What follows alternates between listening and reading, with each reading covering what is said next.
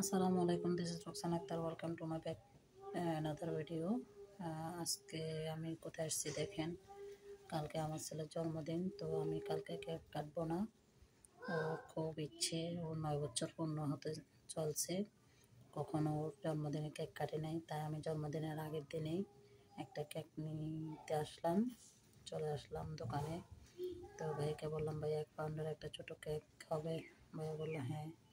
তো এই কেকটা নিয়ে নিলাম, তার সাথে আমি নিয়ে নিলাম 2টা হটডগ আমার ছেলে মেয়েদের খুবই পছন্দের।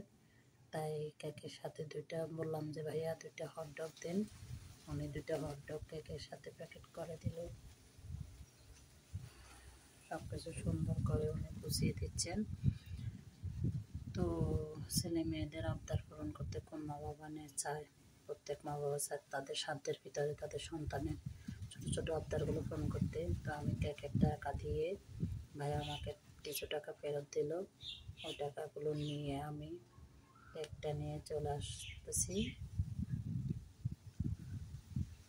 আমার ছেলেকে একটা সারপ্রাইজ দেওয়া হবে, ও জানে না আমি ওর জন্য কেক নিচ্ছি। তো এই যে চলে আসলাম বাসায়।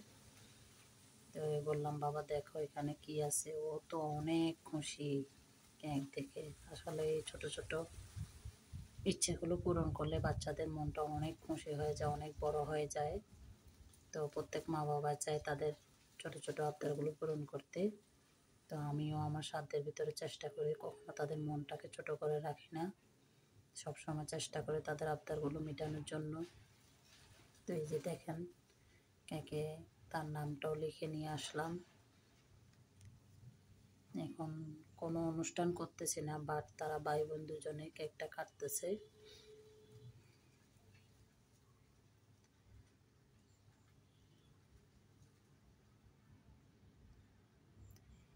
তার 9 বছর পূর্ণ হয়েছে, এই ফার্স্ট আমি কেক কাটতেছি। আর কখনো তার জন্ম